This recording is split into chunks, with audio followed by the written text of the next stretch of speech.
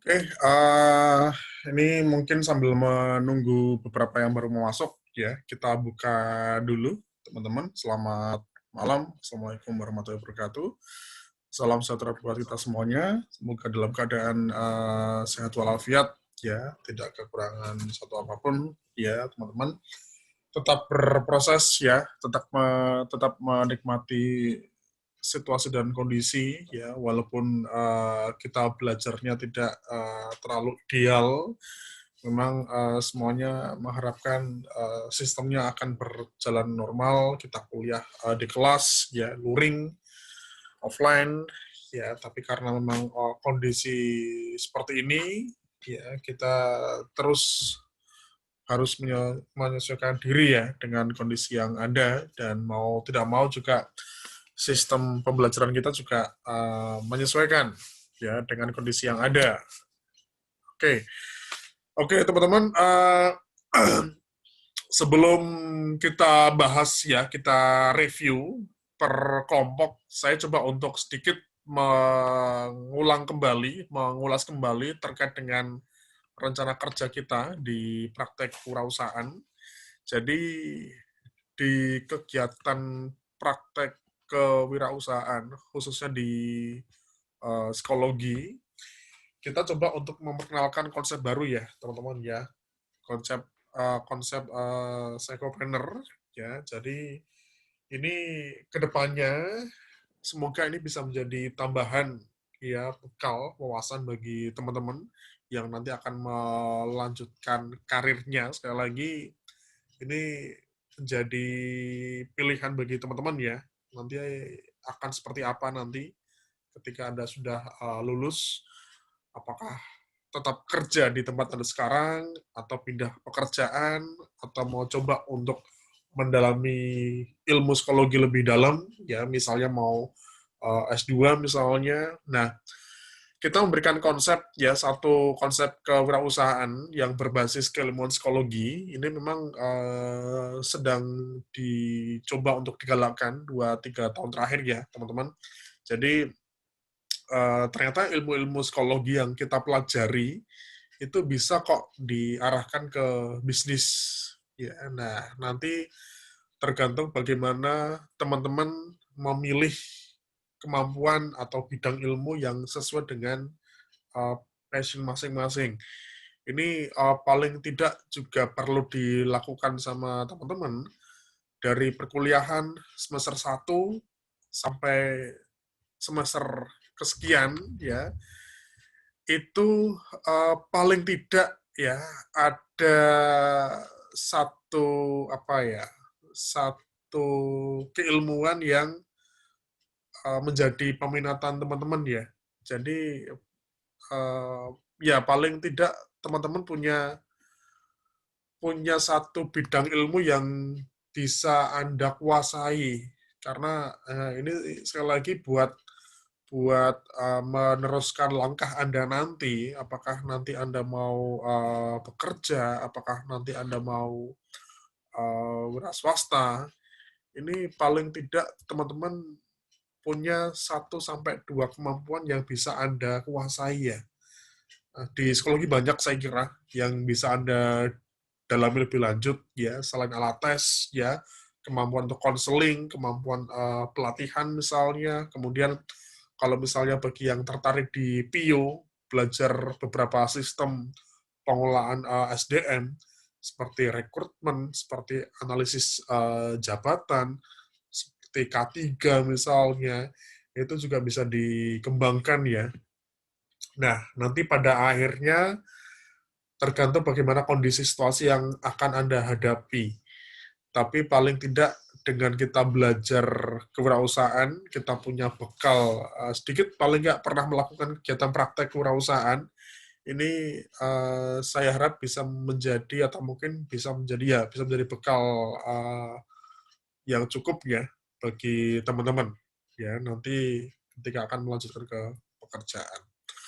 Oke, saya coba untuk sedikit mengulang terkait dengan rencana kerja kita, teman-teman. Jadi kita bikin bisnis plan yang sederhana saja, ya, teman-teman, ya. Jadi ini bisnis plan dasar ya ketika kita akan menggarap atau mungkin menentukan suatu ide bisnis ya. Ini tahapan standar yang biasa dilakukan untuk memulai kegiatan bisnis ya. Jadi seperti yang saya sampaikan kemarin ya, yang pertama nanti teman-teman menentukan ide usaha yang akan dipilih ya. Kemarin sekilas ya di grup masing-masing kelompok sudah menyampaikan beberapa ya terkait dengan ide bisnisnya. Nanti setelah ini kita akan coba untuk membahasnya. Nah, kemudian yang kedua, ini nanti formatnya ya, teman-teman ya, format pada saat kita presentasi ataupun pada saat nanti Anda melaporkan atau pada saat membuat laporan di UAS ya. Jadi ini paling tidak format yang nanti akan dipresentasikan oleh masing-masing kelompok ya. Ide usaha, kemudian yang kedua latar belakang pemilihan jenis produk, kemudian keunggulan produk bisnis Anda apa. Jadi Anda coba cari keunggulan, coba cari suatu inovasi yang membedakan dengan bisnis yang lainnya. Karena saya lihat ada beberapa ide bisnis yang saya kira banyak yang juga mengangkat konsep bisnis tersebut ya.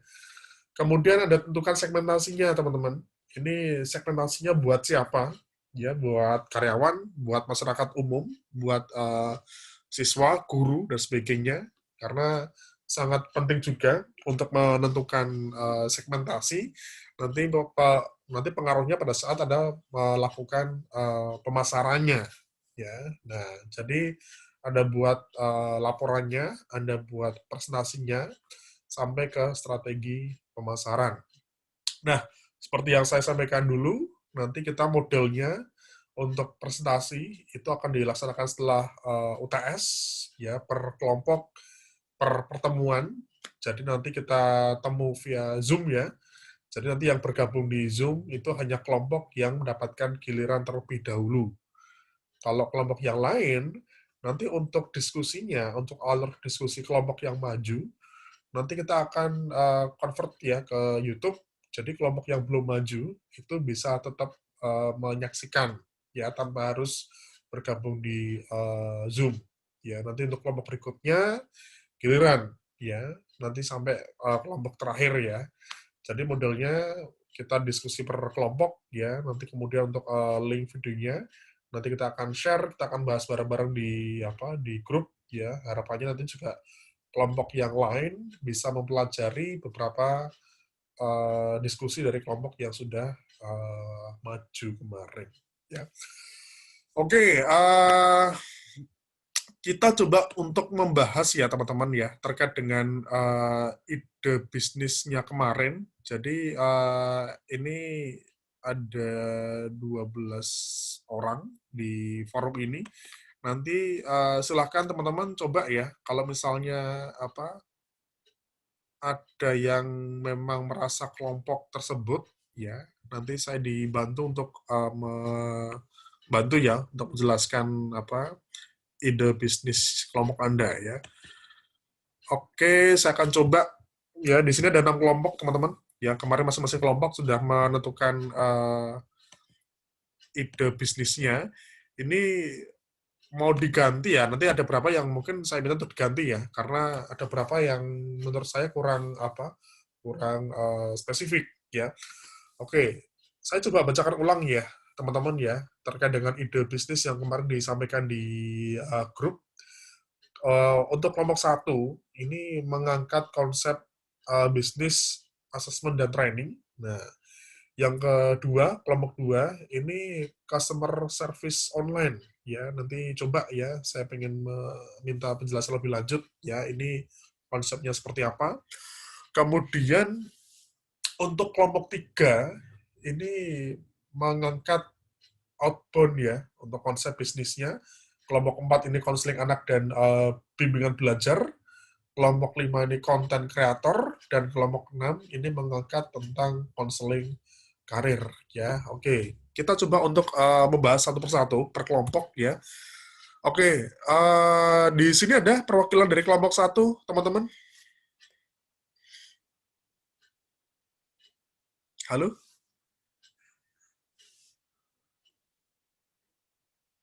Kelompok satu ini ada Mas Oki, ada Mbak Intan, ya. Ada, Ada, Pak. mohon maaf, ini Mas atau Mbak ya? Lulut, ya. Oke, Mas Oki, nanti saya dibantu ya untuk sedikit menjelaskan ya, Mas Oki ya. Ini kemarin dari kelompok satu mengangkat tentang asesmen dan training. Ini kalau dari konsep ini kan sebenarnya dua hal yang berbeda ya, Mas Oki ya, antara asesmen dan training, walaupun satu rangkaian.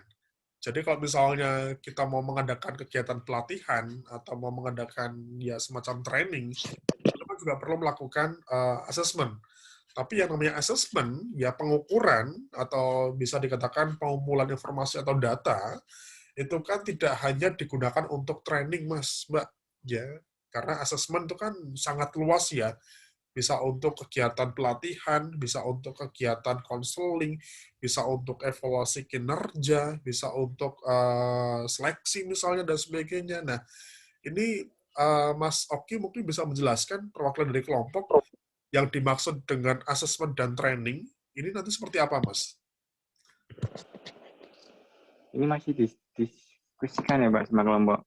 Masih didiskusikan ya. Nah, ini mungkin Nah, dari saya ya nanti bisa ini saya rekam ya teman-teman ya nanti bisa dicek kembali ya. Jadi kalau misalnya dari kelompok satu ini kalau misalnya mau mengangkat konsep bisnis training, training sangat luas ya teman-teman ya. Kalau misalnya Anda mau mengangkat training, Anda bisa memilih ke satu bidang tertentu. Misalnya training kerjasama, atau mungkin training untuk team building misalnya, atau mungkin untuk komunikasi efektif. Jadi kita modelnya kayak model restoran ya, teman-teman ya. Kalau misalnya Anda buka restoran, Anda buka warung makan, memang sebaiknya kalau mau enak, ya Anda menciptakan menunya itu sedikit dulu. Fokus dulu ke satu menu atau kedua menu. Nanti kalau misalnya menunya sudah enak, sudah laris, banyak orang yang suka, bisa buka menu yang lain. Nah, sama halnya di training, kalau misalnya dari kelompok satu, nanti mau fokusnya ke training, ini bisa dibuat lebih spesifik. Trainingnya training apa nih yang mau ditawarkan, yang mau diangkat bisnisnya, teman-teman. Ya, jadi kalau untuk asesmen, ya asesmen pun juga bisa diangkat sebagai konsep bisnis ya. Kalau misalnya nanti ada di lembaga atau di biro psikologi.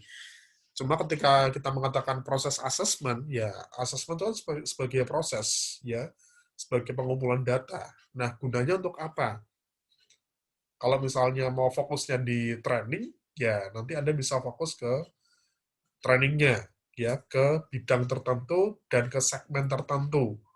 Karena masing-masing segmentasi, masing-masing subjek, ya masing-masing target itu juga kebutuhan training beda-beda ya. Buat mahasiswa, buat karyawan, beda lagi. Nanti buat siswa SMA, beda lagi. Buat ibu-ibu PKK, beda lagi. Nah, Anda mau mengangkat tema khusus atau segmen tertentu, ya. Oke, kita lanjut ke kelompok 2. Nanti bagi teman-teman yang merasa apa dari kelompok 2, 3, dan seterusnya, saya coba dibantu ya untuk menjelaskan. Ini untuk kelompok 2, kemarin mengangkat ide usahanya, ini customer service online. Nah, ini yang saya kurang begitu jelas. Ini yang dimaksud dari kelompok 2, ini ide bisnis customer service online-nya ini seperti apa? Apakah istilahnya menyediakan jasa CS online atau lebih ke pengembangannya, ya pengembangan atau mungkin lebih ke pemberian training khususnya untuk CS online. Nah, ini ada kelompok 2 di sini, teman-teman. Ada Mbak Maria sepertinya ya, Mbak Maria. Mbak Maria, ada Mbak Sheila, ada Mbak Maisha. Bisa mungkin dijelaskan sedikit ya mengenai ide bisnisnya. Oke, boleh Mbak Maria, gimana? Selamat malam, Pak. Malam Mbak Maria. Ini kan kemarin sebenarnya sebelumnya kita mau buat yang online shop tentang skincare gitu loh, Pak. Tapi kan nggak bisa Ya. karena Ya, karena jadi CSO ini lebih sama aja sama yang kemarin Pak, cuma lebih ke mungkin kinerjanya ya Pak. Soalnya kan kalau di customer online itu pasti ada konsultasi, terus Mm-mm. ada buat dengerin keluhan dan lain-lain kayak gitu Mm. Pak. Berarti lebih ke anu ya, Terus lebih habis ke kayak misalnya, targetnya memang targetnya CS online ya, teman-teman ya. iya lebih ke target ke konsumennya. Eh, Jadi mak kita lebih ke misal, ya ntar kita tetap jual produk, Mm-mm. tapi nanti ketika customer itu beli ke kita, sistemnya Mm. tetap ada harus konsultasi dulu kan. Skincare kan nggak semua orang bisa make dan nggak semua orang akan cocok kan Pak. Jadi otomatis kan harus konsultasi Oh, dulu, berarti semacam terus harus konseling ya, ngasih tahu Mbak, caranya dan Mbak lain-lain. Maria ya. Iya, Oke, iya. mungkin kalau misalnya mau dibuat konsep seperti itu, bisa disisipi atau dimasukkan keilmuan psikologis ya, Mbak Maria ya. Kalau misalnya modalnya konsultasi seperti Oke. itu, apalagi kalau misalnya berhubungan dengan skincare, kira-kira bisa nggak ya dimasukkan unsur psikologis? Misalnya mungkin dari keilmuan tentang kepercayaan diri misalnya, atau mungkin dari konsep diri misalnya, atau personal branding misalnya, itu bisa masuk nggak kira-kira? Kalau misalnya bisa masuk, is okay, nggak apa-apa. Kalau misalnya ini sebenarnya konsep yang baru ya. Kalau misalnya mau mengangkat ya ide bisnis seperti ini, berarti ini menjadi nganu ya, menjadi apa? Menjadi supporting ya, berarti ya Mbak Maria ya. Karena fokusnya tetap ke skincare, tapi nanti Iya, Pak. ada unsur psikologinya. Itu nggak apa-apa sih Mbak. Ya, asal keilmuan psikologinya itu tetap dipakai di bisnis skincare ini misalnya. Gitu, paham nggak Mbak Maria? Paham, Pak. Pak, Hmm. Ya, halo? oh maaf Pak. Jadi maksudnya harus Hah? tetap bisa, maksudnya tetap bisa pakai ini, cuman harus ada Hmm. yang tadi psikologi gitu ya Pak? Iya, kalau misalnya tetap mau mengangkat skincare-nya, itu tetap menggunakan unsur keilmuan psikologi. Jadi misalnya pada saat proses konsultasi, ya, atau mungkin pada saat proses ya konsultasi ya, kalau misalnya mau dimasukkan Iya. ilmu psikologinya kan. Nah, itu mungkin dari Mbak Maria dan kawan-kawan bisa memasukkan unsur-unsur keilmuan psikologi Mbak di situ. Sehingga ada keterkaitan ya antara keilmuan psikologi dengan tadi. Kenapa kok harus pakai skincare misalnya? Karena mungkin selama ini kalau misalnya orang pakai skincare itu kan lebih ke anunya ya, lebih ke manfaatnya secara apa? Secara langsung ya. Iya. Misalnya untuk apa kulit dan sebagainya. Tapi kalau untuk personalnya seperti apa? Nah, itu yang bisa dimasukkan mungkin Mbak.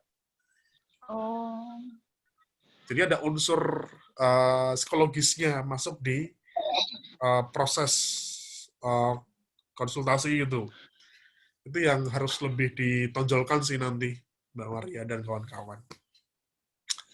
Makanya saya pas lihat ide bisnisnya, saya agak bingung nih, ini apa nih? Istilahnya menyediakan jasa CS online atau pemberian training ya? Karena memang ada ya, ada perusahaan, ada lembaga yang memang menyediakan jasa CS ya, online ya.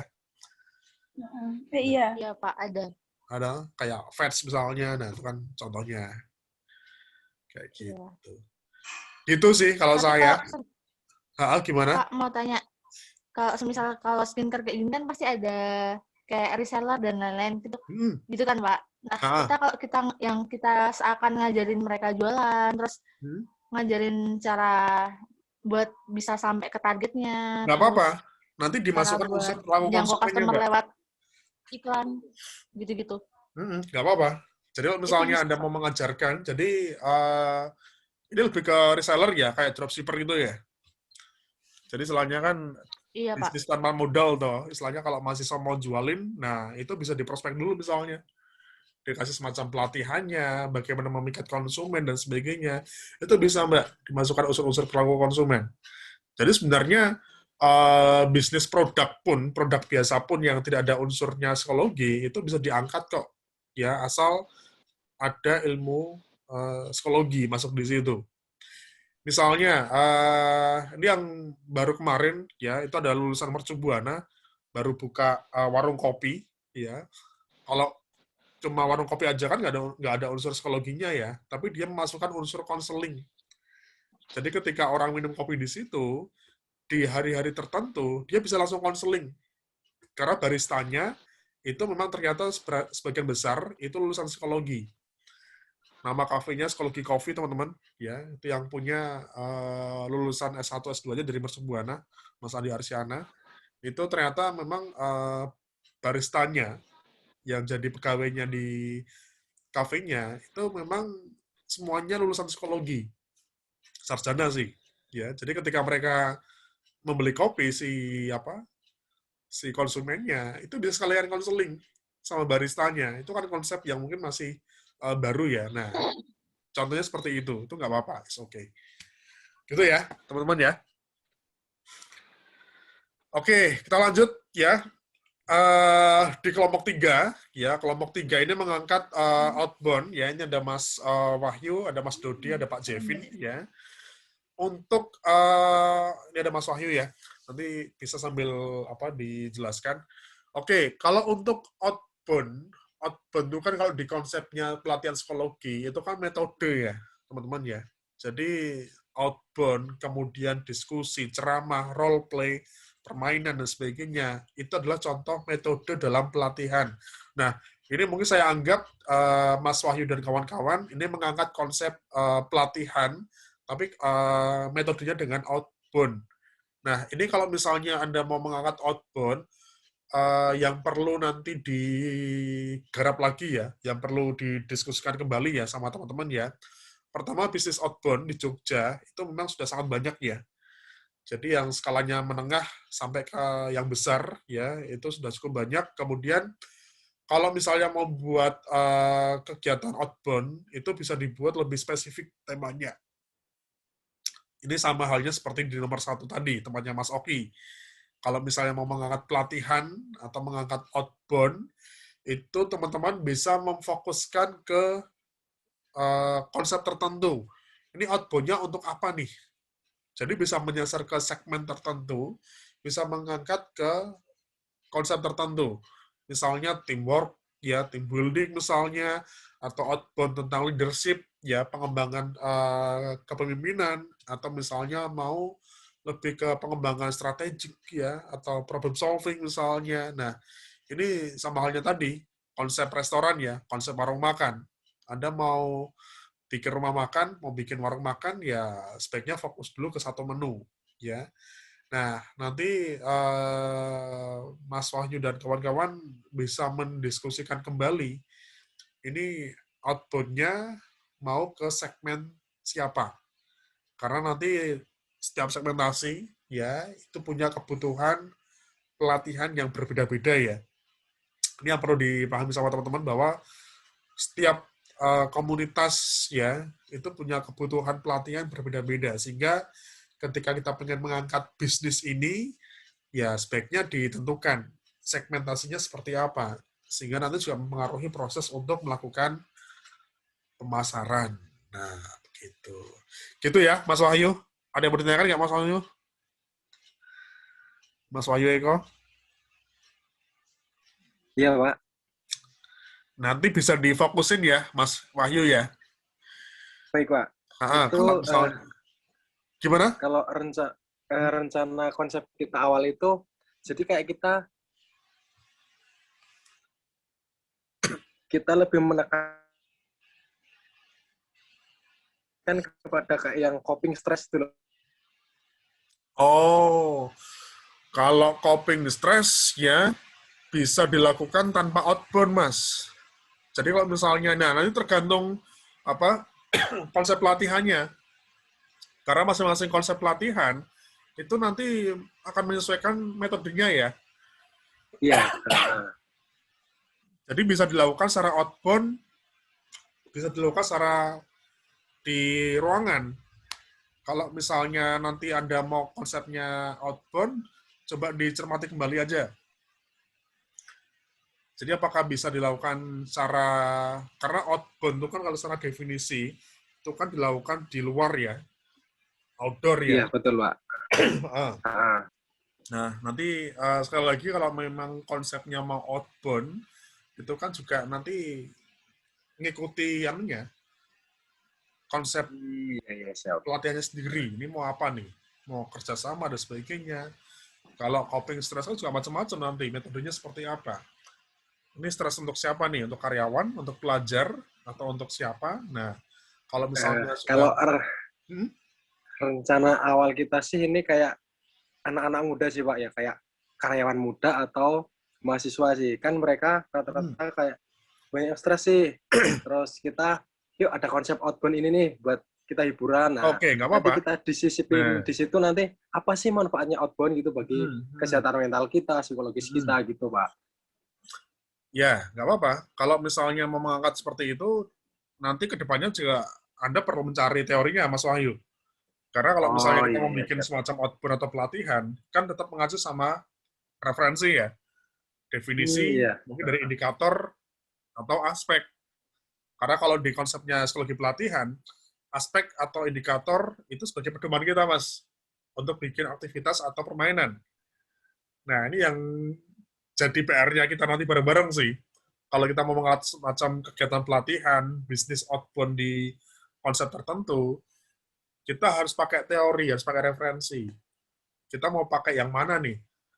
Outbound teamwork aja, itu kan banyak referensinya. Outbound team building, outbound untuk leadership misalnya. Kita mau pakai teori yang mana? Ini penting teman-teman, ya, karena ya kita orang psikologi, kita orang akademik, ya. Kalau misalnya kita mau mengadakan outbound, ya harus mengacu sama teori tertentu. Gitu, Mas. Siap, Pak. Ya. Siap, ya, Pak. Siap. Oke, lanjut ya. Nanti kelompok 3 bisa dirembuk kembali. Oke, kelompok 4 ya, ini konseling anak dan bimbel. Jadi kelompok 4-nya ada Mas Mikael, ada Mas Reza, ada Mbak Amin. Ya, ini dua hal yang berbeda, tapi saling terkait teman-teman. Ya, jadi ini mau seperti apa ke depannya? Ya, mau fokus ke konseling anak saja, jadi menangani beberapa permasalahan di bidang psikologi pendidikan ya, atau di perkembangan ya, atau juga diimbangi dengan bimbingan belajar. Nah, kalau untuk bimbingan belajar itu kan basicnya kan lebih ke pendidikan ya. Tapi kalau misalnya mau menerapkan ilmu psikologi perkembangan, itu arahnya ke PAUD nanti, teman-teman. Karena kalau konsepnya bimbingan belajar, nah ini untuk siapa dulu nih misalnya? Untuk anak SD, anak SMP, atau anak PAUD, ya, karena juga nanti masing-masing tingkat pendidikan itu juga punya kebutuhan masing-masing kan. Nah, ini yang nanti bisa difokuskan kembali di kelompok 4 ya. Oke, ada kelompok 4 di sini, teman-teman. Ada Mas Mikael, Sudah, Pak. ada Mas Reza. Nah, ini nanti bisa dirembuk kembali ya, Mas ya. Mas Amin ya. Iya, Pak. Mas Amin, gimana Mas Amin? Ini hujan Ya. deras di sini. Sehat. Iya. Bagaimana, Mas? Ini fokusnya mau kemana? Jadi sebenarnya itu konsepnya gimana? Ini fokusnya mau kemana, Mas?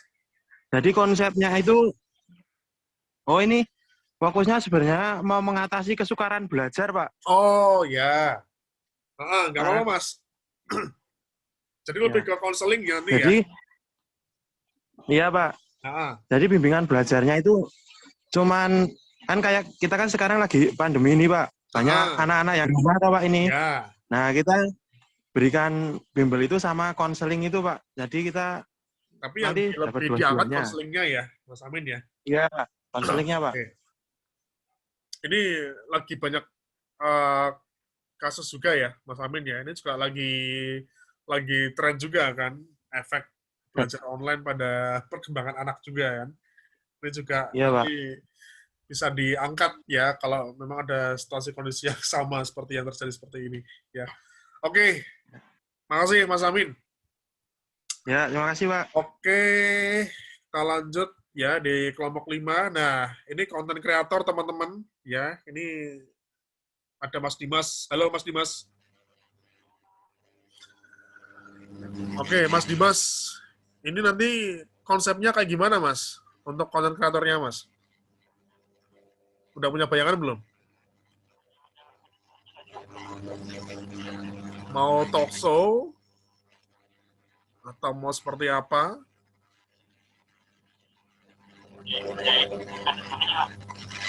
Ya?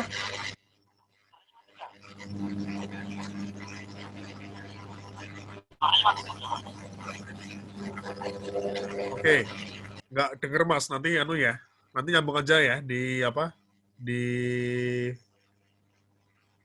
WA ya. Oke, jadi kalau misalnya mau mengangkat content creator, ya, ini konsepnya mau seperti apa? Ya, kemudian yang perlu dipikirkan, karena ini konsepnya bisnis, ya, nanti pemasukan yang didapat itu dari mana, teman-teman? Jadi kalau misalnya kita bikin semacam content creator, ya kita bikin aja misalnya terus upload di YouTube, ya. Tapi apakah itu bisa menjadi bisnis? Nah, nanti arahnya mau seperti apa? Ketika konsep ini diangkat sebagai ide bisnis. Nah, ini memang hampir sama dengan pelatihan atau outbound ya, teman-teman ya. Jadi bisa difokuskan ke bidang keilmuan tertentu, ya. Anda mau di PO, mau di klinis, atau mau di perkembangan, ya. Nanti sekali lagi memang menyesuaikan dengan passion masing-masing kelompok. Karena ketika kita mengangkat suatu ide bisnis, itu kan pertimbangannya bisa macam-macam ya. Bisa pertimbangan karena kemampuan atau keterampilan yang memang kita kuasai di keilmuan tertentu, atau kita mengambil ide bisnis karena memang lagi tren untuk beberapa produk atau jasa bisnis. Ini ke depan memang kembali ke kebutuhan masing-masing. Oke, kelompok 6, ini konseling karir, ya. Ini ada Mbak Dian, Mbak Diah, ya, dan Mbak Zani Tiara. Mbak Dian, halo, selamat malam. Malam, Pak. Oke, gimana Mbak Dian? Sedikit mungkin ya mengenai konsep yang diangkat, angkat seperti apa? Kalau kemarin sih konsepnya kayak ngasih ini masukan bisnis apa gitu, usaha apa yang mau dijalanin kayak gitu. Oke, berarti ini lebih ke konseling kewirausahaan ya, bukan konseling karir ya? Soalnya kalau misalnya untuk konseling karir, itu kan lebih ke membantu si calon karyawan atau mahasiswa untuk menuju ke dunia kerja, Mbak. Atau misalnya menapaki karir di tingkat selanjutnya biasanya. Iya. Kalau kemarin gitu sih, Pak. Tapi nanti coba saya ini lagi. Jadi kalau misalnya, ini banyak juga sekarang Mbak Dian ya, kalau kita lihat di sosmed ya, di beberapa sosial media, Instagram yang paling sering sama Twitter, itu sedang banyak beberapa konten ya tentang mengajak untuk wirausaha ya di masa yang seperti sekarang ini ya. Nah, ini kalau misalnya konselingnya nanti banyak ke wirausahaan, berarti lebih ke semacam pendampingan ya, pendampingan kewirausahaan. Ini juga lagi banyak dilakukan nih oleh beberapa kalau kemarin beberapa dosen di ekonomi ya di tempat kita, itu juga mereka punya bisnis tambahan ya menjadi pendamping UMKM. Jadi ada beberapa UMKM yang meminta jasanya mereka untuk mendampingi ya, untuk mengelola bisnisnya sampai ke menghasilkan profit ya. Ini nanti bisa dirembuk kembali ya ke teman-temannya. Baik, Pak. Oke, ini gambarannya teman-teman ya. Jadi paling tidak dari konsep awal ini nanti teman-teman punya waktu sekitar 1 bulan lebih ya. Nanti kan rencana untuk kegiatan prestasi kita adakan setelah Lebaran ya, setelah UTS ya. Jadi kalau nggak salah akhir Mei ya atau awal Juni ya. Ini nanti paling tidak setiap minggu kita coba untuk progres ya, teman-teman ya. Gimana istilahnya diskusi masing-masing kelompok. Nah, nanti untuk lebih intens ya pas kita melakukan kegiatan presentasinya. Oke, ini nanti saya share teman-teman ya ke grup ya, nanti bisa disaksikan kembali, dan nanti kalau misalnya terdapat beberapa hal-hal yang mau ditanyakan, nanti bisa via grup ya. Oke, gitu aja mungkin yang bisa saya sampaikan ya. Nanti kita lanjut di diskusi di grup ya. Nanti kalau misalnya mau dilanjut, ada yang mau ditanyakan dan sebagainya, nanti bisa nyambung kembali. Oke, terima kasih semuanya. Salam sehat ya. Semoga sukses ya di kegiatan ini, di pekerjaan ya. Terima kasih.